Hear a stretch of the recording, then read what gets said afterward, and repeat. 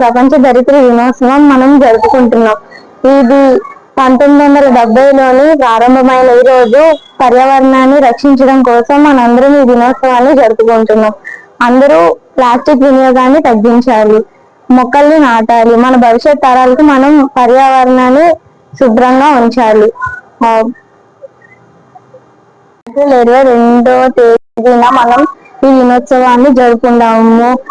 ఆహారాన్ని, గాలిని, నీటిని ఇచ్చే మన పుడమి తల్లికి మనం కృతజ్ఞతలు చెప్పుకునే రోజు ఇది. భూమిని మనం కాపాడుకుందాము. మన భూమిని మనమే కాలుష్యం చేస్తున్నాము, అడవులన్నిటిని నరికేస్తున్నాము. కానీ అవన్నీ మనం తగ్గించి మన భూమిని కాపాడుకుందాము. ధరణి తల్లికి మనం అందరం కృతజ్ఞతలు చెప్పుకుందాము. మా పక్షులు, జంతువులు, చెట్లు, మానవులు అందరూ కలిసి జీవించే గ్రహం ఇది. దీన్ని మనం కాలుష్యం చేయకూడదు. చెట్లను నాటాలి, పచ్చదనాన్ని పెంచాలి, నీటి ఆదా చేయాలి. నీటి అమూల్యమైనది, దాన్ని మనం వృధా చేయకూడదు. ఈ రోజు మనం మన భూమిని కాపాడుకుందామని గౌరవనీయులైన ప్రధాన ఉపాధ్యాయులు, పెద్దలు, నా తోటి స్నేహితులు అందరికీ శుభోదయం. ఈ రోజు నేను ధరిత్రి దినోత్సవం గురించి మాట్లాడబోతున్నాను. ధరిత్రి అనగా భూమి అనేది ఒక గ్రహం. ఈ గ్రహంలో మనం అందరం జీవిస్తున్నాం.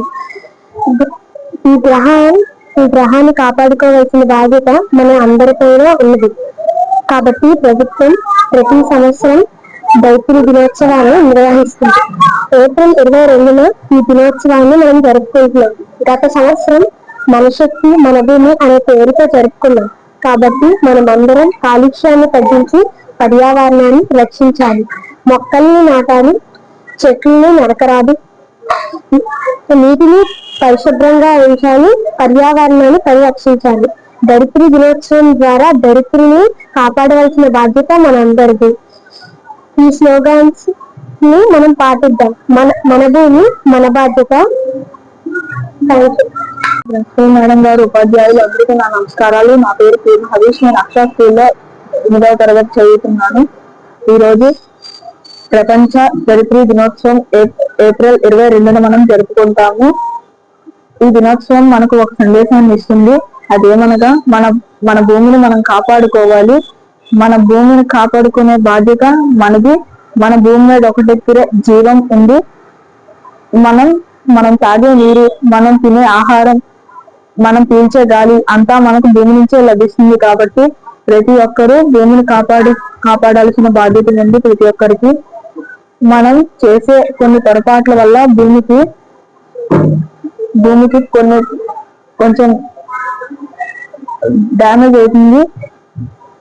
అదేమనగా మనం చెట్లు నరికేయడం వలన, కాలుష్యాన్ని ఎక్కువ, ఆకాశంలో కాలుష్యం ఎక్కువ చేరడం వలన, నీరులో కాలుష్యం పెరగడం వలన, ఇవన్నిటి వలన భూమి బాగా damage. Study 6th class in Akshara English medium school. ఈ రోజు మనందరం భూమి దినోత్సవాన్ని జరుపుకుంటున్నాము. భూమి మనకు ఒక జీవన ఆధారం వంటిది. మనకి కావాల్సినవన్నీ కూడా భూమి నుంచే లభిస్తాయి. గాలి, నీరు, ఆహారం ఇవన్నీ భూమి నుంచే లభిస్తాయి. ఈ రోజు ఏప్రిల్ 22 కాబట్టి ఈ రోజు మనం భూమి దినోత్సవం జరుపుకుంటున్నాం.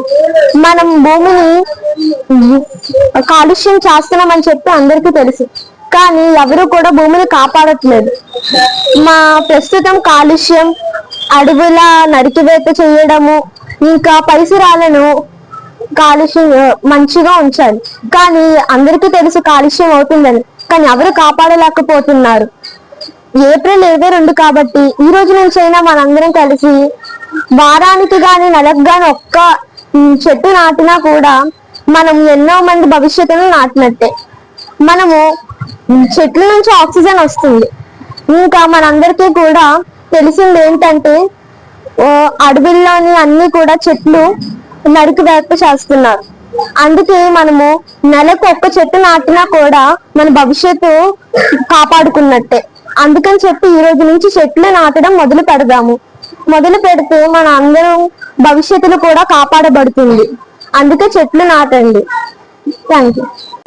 పర్యావరణ పరిరక్షణపై అవగాహన కల్పించడానికి ప్రతి సంవత్సరం ప్రపంచం అంతటా ఈ ఏప్రిల్ 22వ తారీఖున ఎర్త్ డేగా జరుపుకుంటాం. భూమిని కాపాడుకోవడం మన బాధ్యత. మన భవిష్యత్ తరాలకి పరిశుభ్రమైన వాతావరణాన్ని మనం ప్రసాదించడం మన రెస్పాన్సిబిలిటీ. కాబట్టి ప్రతి ఒక్కరూ మన భూమిని మనం కాపాడుకోవడానికి ప్లాస్టిక్ ని వాడకుండా మొక్కల్ని నాటడం ఇలాంటి కార్యక్రమాలు చేపట్టడం ద్వారా మన భూమిని మనం మన భవిష్యత్ తరాలకి హ్యాపీగా ఇవ్వచ్చు. సో దాని గురించి అని చెప్పి భూమి సమతుల్యతను కూడా కాపాడడం మన బాధ్యత. భూమి పంచభూతాల్లో ఒకటి కాబట్టి దాని సమతుల్యతను మనమే కాపాడుకోవాలి. Thank you. ప్రపంచవ్యాప్తంగా 190 దేశాలకు పైగా ఈరోజు చేయడం జరుగుతుంది. ప్రధానంగా అమెరికా దేశంలో 1969లో వచ్చిన పర్యావరణ ప్రభావాలను దృష్టిలో వేసుకుని ఒక ప్రొఫెసర్ దీన్ని పెద్ద ఎత్తున చేయాలనే ఆలోచన చేపట్టడం జరిగింది. నెల్సన్ అనే ఆ ప్రొఫెసర్ ఆలోచన ఈ రోజు 190 దేశాల్లో చర్చగా తీసుకురావడం జరిగింది. అయితే భూమి పరిరక్షించాలి అంటే ప్రతి ఒక్కరూ స్పందించాల్సిన అవసరం ఉంది. వనరుల దోపిడీ అనే దాన్ని ఎవరూ పట్టించుకోవట్లేదు. భూమి మీద ఈరోజు దాదాపుగా 9 రకాలుగా భవిష్యత్తు లేకుండా పోతుంది. ఆ 9 రకాలుగా జరుగుతున్న పర్యావరణ విపత్తు నుంచి భూమిని కాపాడాలి అని శాస్త్రవేత్తలు చెప్తున్నారు. ఈరోజు సముద్రాల కాలుష్యం, సముద్రంలో వస్తున్న నిర్జీవ ప్రాంతాలు, నదులలో వస్తున్న కెమికల్ పొల్యూటెంట్స్, మనం తాగుతున్న కెమికల్ పొల్యూటెంట్స్, మనం తింటున్న ఆహారం కాలుష్యం, ఇవన్నీ కూడా దాటాలి. ఇవన్నిటిని దాటి మనం వెళ్ళాలి అంటే ఇవన్నిటిని అడ్డుకట్ట వేయాల్సిన అవసరం ఉంది. ప్రకృతి ఆధారంగా పంటలు పండించడం ద్వారా 75% కాలుష్యాన్ని నివారించడానికి అవకాశం ఉంది. మిగిలిన కాలుష్యాలను నివారించడానికి కూడా మనం చేపట్టాలి. అంతేకాకుండా మనము ప్రకృతి ఆధారంగా, సూర్యుడి ఆధారంగా, గాలి ఆధారంగా విద్యుత్ ఉత్పత్తి చేయడం అంటూ చేస్తే చాలా వరకు పర్యావరణ విధ్వంసాన్ని ఆపగలిగిన వాళ్ళం అవుతాము. అలాగే మనం వాడుతున్న ఏదైతే పెట్రోల్ వాహనాలు ఉన్నాయో, ఆయిల్తో నడుస్తున్న వాహనాలనే వాటిని ఆపి సైక్లింగ్ అనేది చేయడం మొదలెడితే చాలా వరకు పర్యావరణాన్ని పరిరక్షించడం అవుతాం. కాబట్టి ప్రతి ఒక్కరు కూడా ఈ ధరిత్రీ దినోత్సవం, ఈ భూమి దినోత్సవం రోజున ప్రతిజ్ఞ చేసి పర్యావరణ హితంగా జీవించడం మొదలు పెట్టాలని మేము కోరుతున్నాం.